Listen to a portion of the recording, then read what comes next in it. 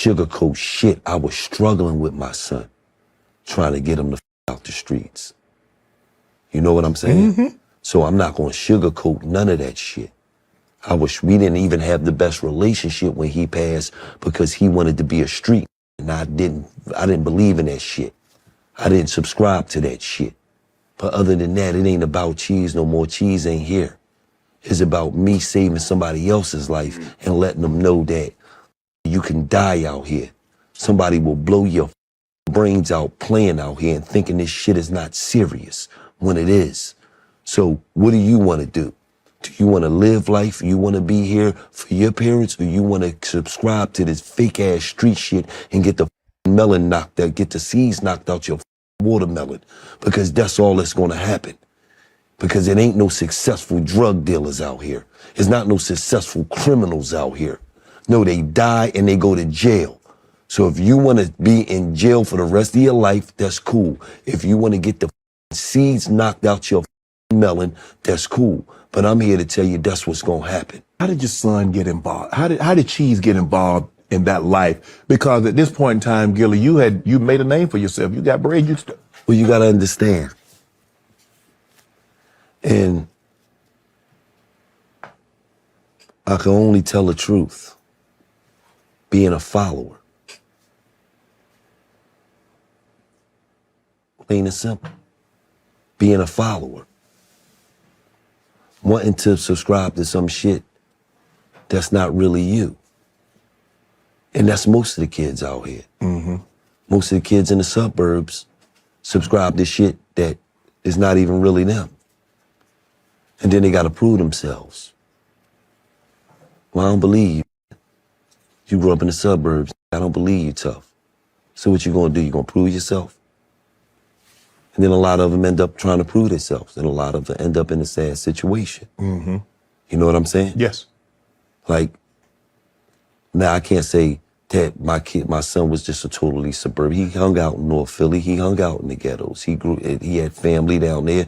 So, but what he was trying to be wasn't him. He chose a life that he didn't have to. Absolutely. Absolutely. You, on the other hand, you grew up in that. That's all you knew. That was around. Absolutely. If your mom had you out in the burbs, like you said, when you went to college, it exposed you to something else. Absolutely. Absolutely. So, you know, a lot of times the kids in the ghetto, they subscribe to something because of an image. They don't want to be looked at as pussy. Mm-hmm. The kids, oh, he turkey. Oh, they don't want to be looked at as a certain way. So that'll drive a that's not even into that life to do some shit that he had no business doing because he don't want to be perceived as a certain way. I'm gonna stop it right there. I was just sitting down. I just woke up. I was watching this video, and it just inspired me to talk. Man, I don't even know what I'm about to say, but I do know that I'm kind of surprised to hear Gillie say this. I'm not necessarily surprised, not because I didn't think that he felt this way. I just didn't think that he would speak on his son so candidly. He's being very transparent about his feelings towards the life that his son chose. Now, I've been following Gillie. I've been knowing who Gillie was for damn near 20 years. He got into a beef with Wayne back in the day. He's known as Gillie the King right now, but I know him as Gillie the Kid. Gillie been around for a long time, you know, Philly nigga, major figures. He been around since the 90s. People didn't really learn who he was until the Wayne situation. That's how I learned of him, because he used to, how should I say this? He was actually given credit for writing for Lil Wayne back then, like early Lil Wayne days, like early solo career Lil Wayne days. Gillie was a street nigga, you know, people know that. I think we know enough about him to know that he was kind of a street guy back when he was young, you know, which is the story of a lot of people from his era. You know, I can say the same about my father, about my uncles, about older cats that I know. Niggas ran the streets back then. That was kind of like one of the few options that black men had at that time. There's options, but that was one of the more prevalent ones, especially considering the climate, the social climate back then, and the financial climate back then. That was a route that a lot of black men took. I didn't grow up in that era, so I don't know, but I was a kid in that era. I believe there's a lot more avenues available for everyone now. So it's a little less of a necessity to go down that route today. When I watched, I've been following Gillie for a long time. I was watching his son. He was in a group called Mac and Cheese. Cheese is his son. Mac was another nigga from Philly that they was friends and they started rapping. I thought they were pretty dope too. Gillie was pushing him a little bit. He would post them every now and then. I saw videos of him at their shows and stuff like that. And while his son did present kind of like a street image, I thought that it was more aesthetic than it was an actual lifestyle, because, the assumption was your father is Gillie. It's not like Gillie is a billionaire, but Gillie has social currency. We know who he is. He's got a pretty big platform through his Instagram, through his YouTube stuff. Him and Wallow as well. Gillie has a little bit of money. At the time, I believe he was doing business with Barstool. His podcast was pretty big. So my assumption was, yes, Cheese is presenting himself as a young Philly nigga that looked like he's kind of in the streets a little bit, but I thought it was just aesthetics. I don't know his extent in that life. I don't know what he was doing. I don't know if he was selling drugs, but based on the way his father is talking, it sounds like maybe he was trying to actually be in the streets, which I don't understand. The assumption, like I said, my assumption was that he was just going for the aesthetic for the sake of being a rapper. Rap, those two things kind of can't be separated a lot of times, especially with the type of music that Mac and Cheese was making. But to find out that he was actually trying to simulate or emulate this life for whatever reason, it just doesn't make any sense to me. I understand the pressures. I am a black man in America who grew up, I think I'm older than Cheese. I might have been 10 years older than him. But regardless, we're the same generation, bro. If you got to be outside right now as a young man, I understand what it feels like. I understand the pressures of wanting to be a part of that because it's like a rite of passage for a young black man to be accepted by his peers, or because it's presented as such a prevalent choice for us to make. I never made that choice. And I'm not trying to present it as if I'm better or I'm holier than thou. I'm simply giving sort of like an opposing perspective. The same pressures that I'm sure this young man felt, I feel. Less now, I'm approaching 40, bro. I'm not worried about nobody's opinion. I've been solidified myself in my path. I know who I am and I know what I'm capable of, and I know, I don't need to prove myself to anyone to feel comfortable in my own skin. And I kind of feel like that is what it is. Why would you choose the street route when your father already chose that route, survived that route, and gave you way more options, bro? Like I said, I'm not saying Gillie is a billionaire. I'm sure Gillie got some millions, and I'm sure Gillie had some millions when his son died. So money and status, it can create more opportunity in itself. If my father was a millionaire who also was known by many of millionaires that he could get in touch with and could reach out to and create opportunities for me or for himself, it would make me think differently. My father is not a millionaire, and I still chose to think differently. My father chose that life, or rather, the life chose him. I'm not going to get into the details, but my father did what he had to do to survive. He was born in an era that was much, much different than this era. He chose that life, lived that life, and survived that life. And upon me being born, he preached to me to do something different, even if he didn't quite know what that different thing was. You know, he brought me around him doing his carpentry. He spoke power and value into me, and that was all I needed. He told me the dangers and the you know, the worries and the cautions that come with that life, and he gave me all the reasons as to why I should go the other way.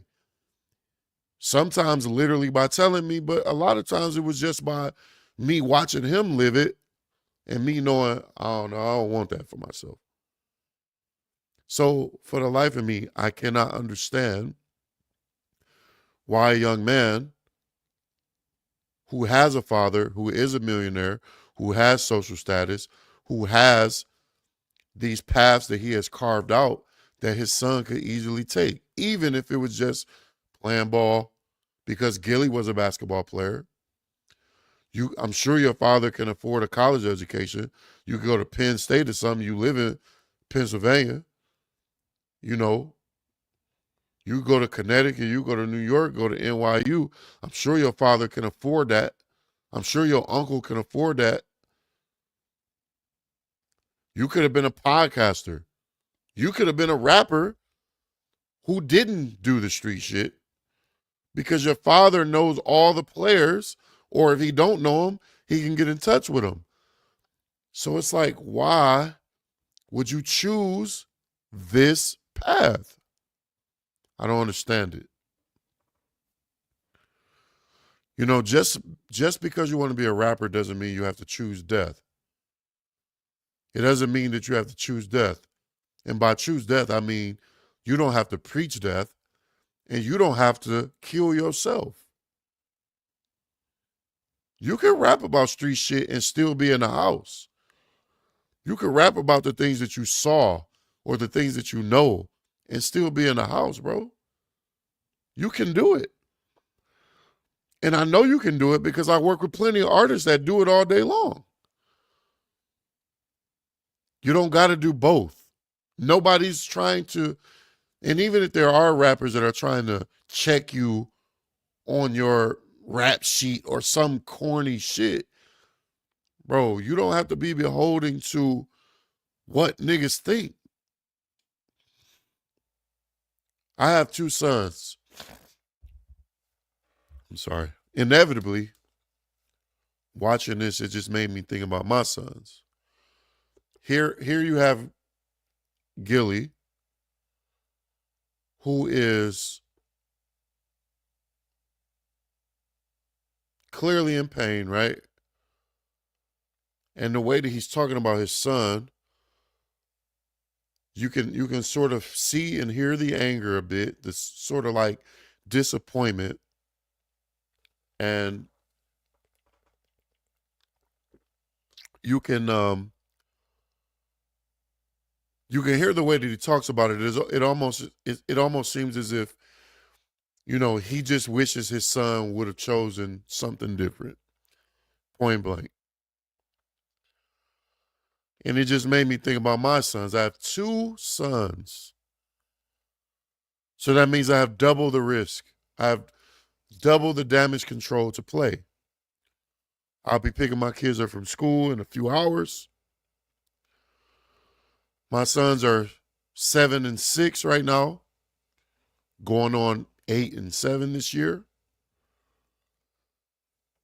Earlier this year or later last year, I can't remember when exactly that episode aired, probably late last year.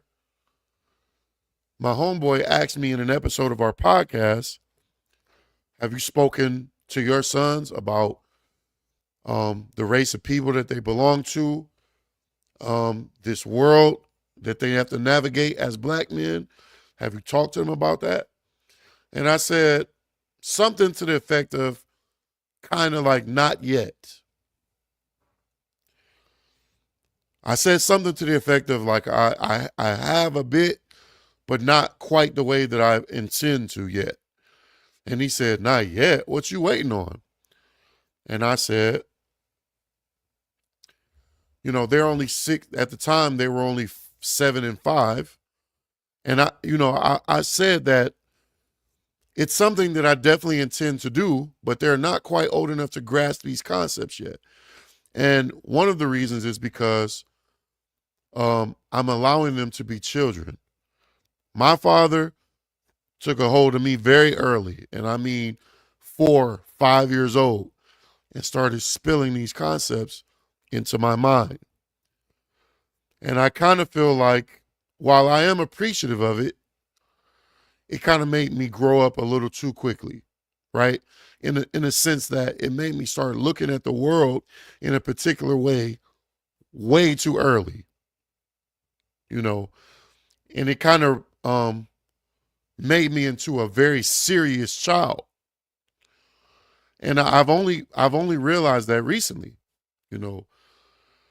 I didn't realize the effects that it had on my psyche until recently, when someone mentioned it to me and I had a chance to think about that. So with my children, I'm allowing them to be kids. Right now, all they care about is these PlayStations that are sitting right behind this computer, this camera. They care about school, their friends, drawing, playing with their toys in the room, remote control cars, and that is by design, right? But at some point, I don't know what point, but as a black man who is raising 2 black children, I got to figure it out. And I don't have no playbook to go by.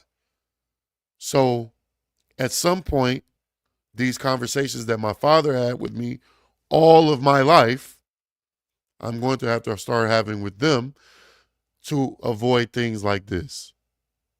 Gillie, a millionaire, lost his son because his son was trying to live up to an image, a lifestyle that is totally unnecessary for someone in their position.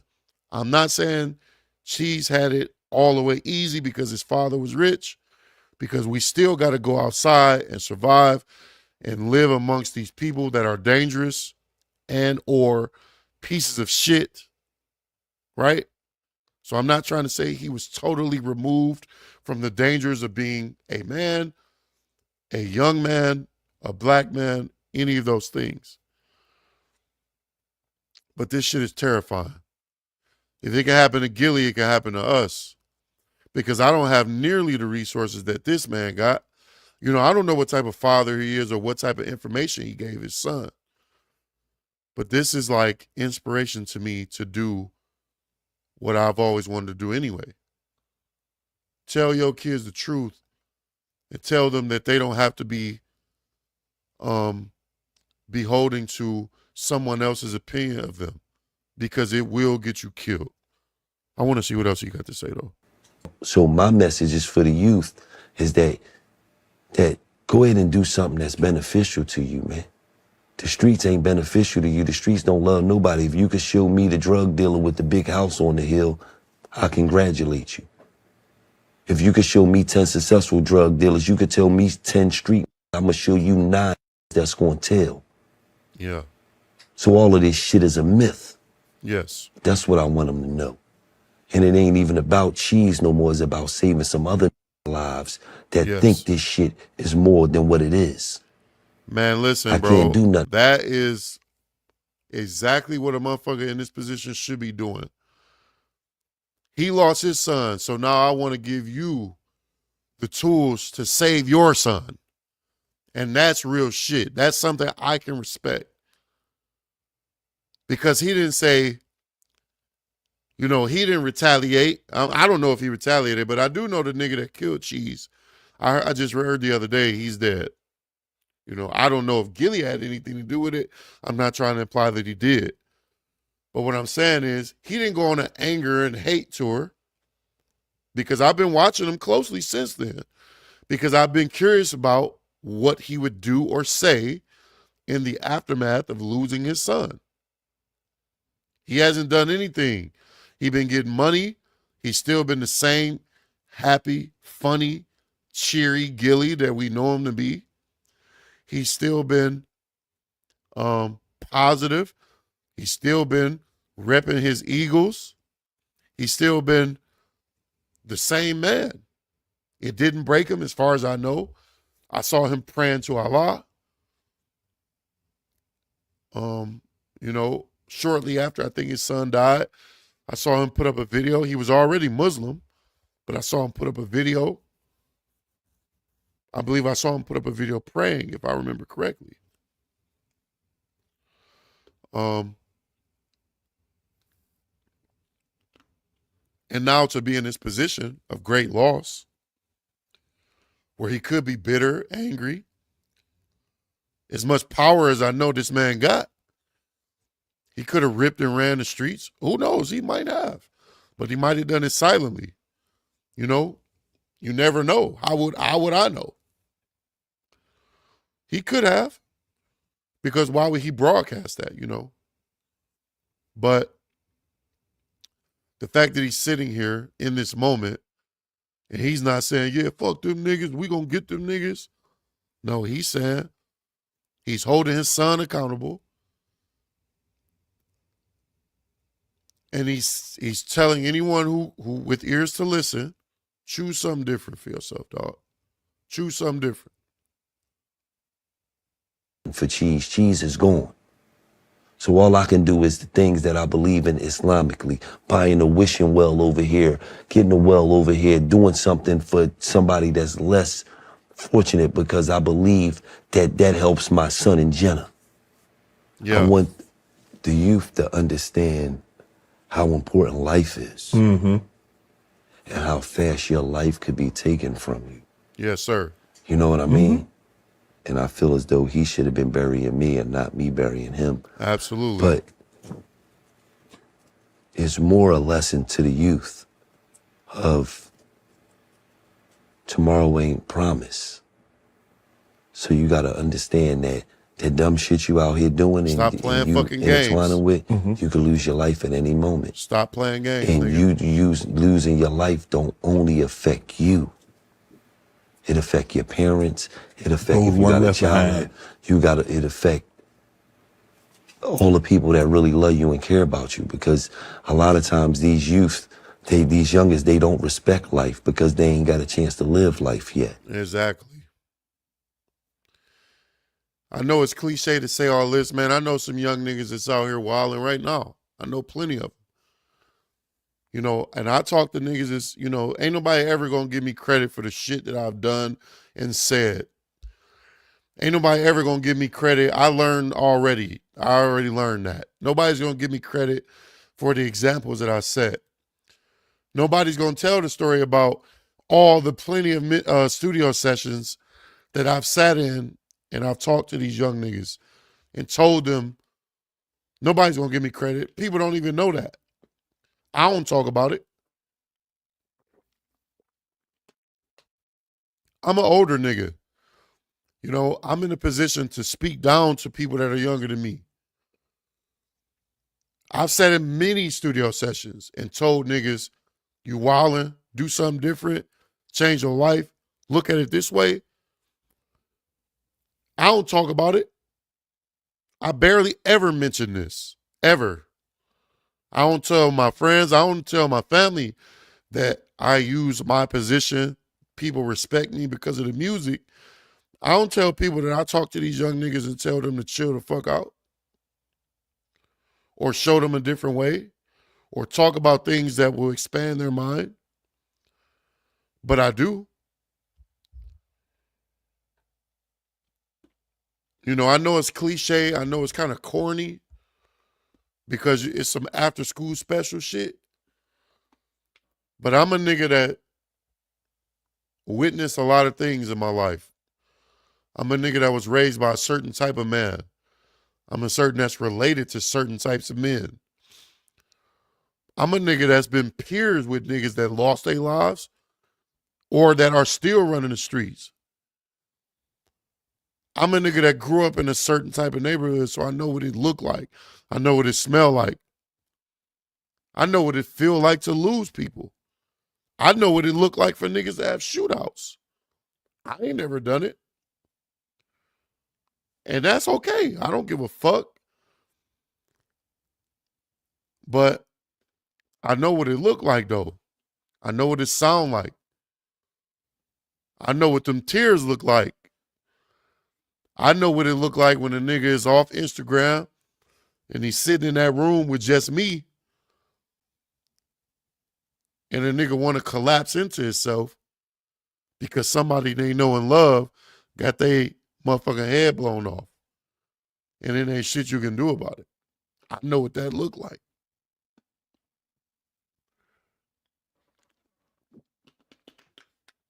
If you got sons or even daughters, or if you are a young man,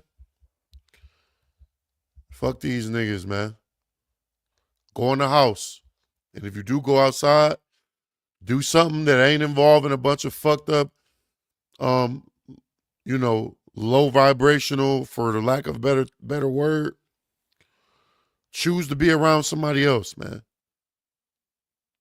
Choose to be around somebody else. Because if this young nigga can die, ain't no hope for me and you. Streams, man. I appreciate you for tapping in. Hit that like, hit that subscribe. Take care of yourself. Holla at me.